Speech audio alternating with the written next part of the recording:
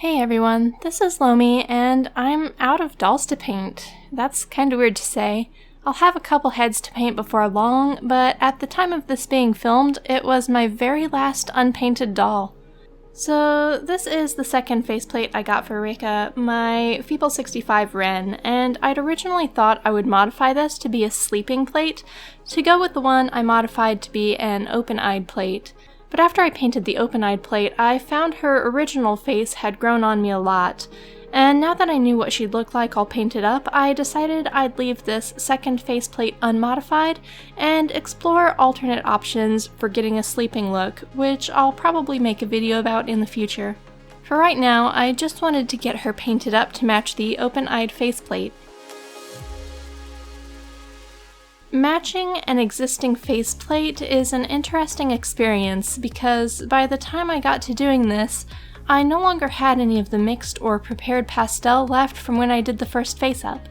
So the chances of me being able to mix it and get a perfect match seemed pretty slim, and I figure the eyebrows will probably suffer most, but if I can get her blushing and freckles close, I'll be happy with that. So this face-up is done pretty much the same way as I do all the others. I sealed the doll a couple times, then started line work with gouache paint.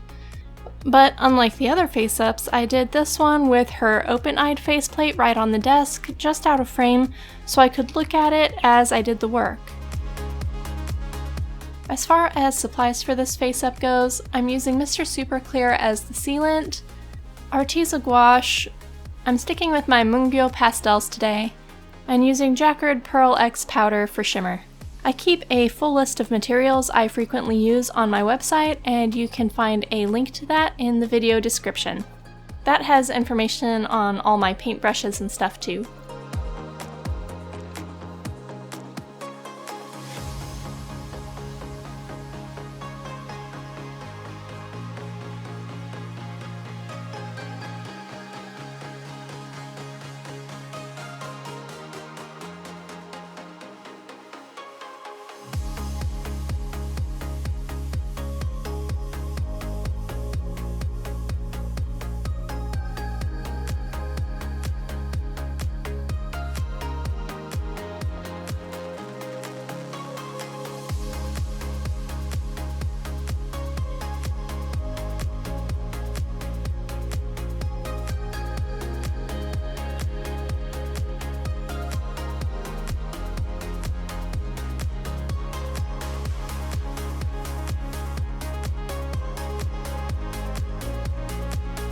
After the line work is done, I seal and move on to the first layer of blushing with pastels. I think whenever possible, it's best to do matching faceplates or heads at the same time. Not just so the colors match perfectly between them, but so your skill level is consistent between the two, because every face-up makes you a little better, and I did a better job with eyebrows this time around than I did on the first plate. It also means the heads will age similarly. That's not a problem for this particular doll, since this was an event head, so they were all released at the same time. So every single faceplate for this sculpt is the same age. But resin does mellow a little over time, even if it's put away, so it's good to keep that in mind when matching an older doll.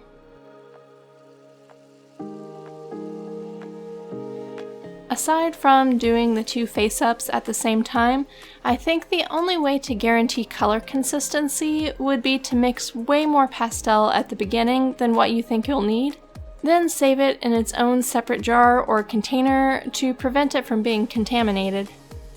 Unfortunately for a lot of us, this isn't really an option. So sometimes like this, just trying to do your best color match is the only thing you can do.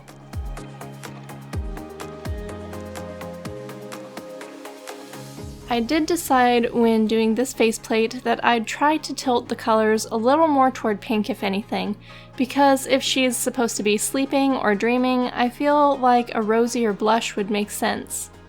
I think she ended up pretty close to the way the other plate looks, regardless of that choice, but it was still a conscious decision I thought I would point out.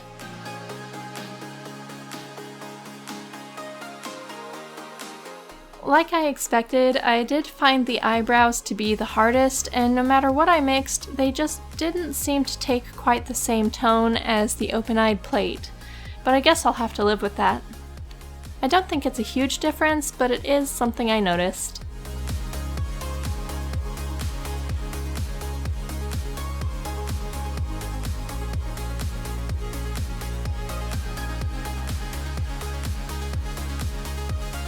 I'm short on eyelashes right now, and the ones I liked were on back order, so she's going to be eyelashless for a while, but I guess that's okay.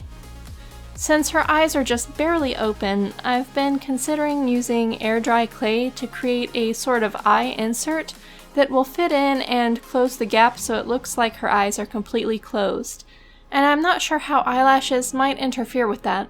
Ideally, since her eyes are so narrow, it wouldn't look weird for them to be above the dark line of clay, which I'm hoping will give the impression of eyeliner or lashes along the closed lid line.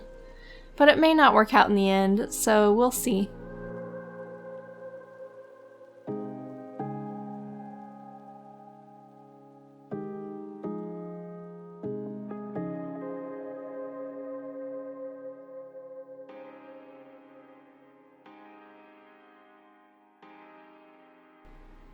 The most time-consuming step of the face-up was her freckles, which went on after the blushing had been thoroughly sealed. They went on a little heavy and went all over the place, so I cleaned them off in some places and lightly blotted the really heavy ones with a paper towel to reduce their intensity. Fortunately, that worked pretty well. Unless you place every single freckle by hand, they'll never end up identical between faces. So that's one issue I had to just kind of accept and deal with. I don't think it's really noticeable though.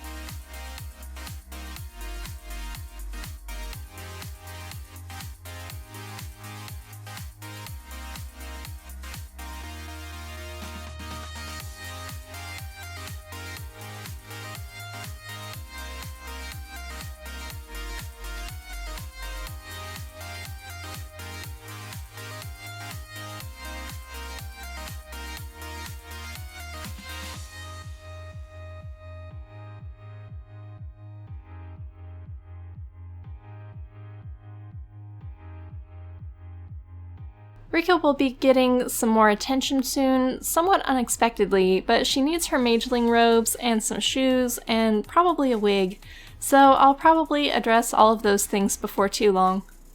Otherwise, this was a weirdly non-challenging face-up, and getting it done was lots of fun.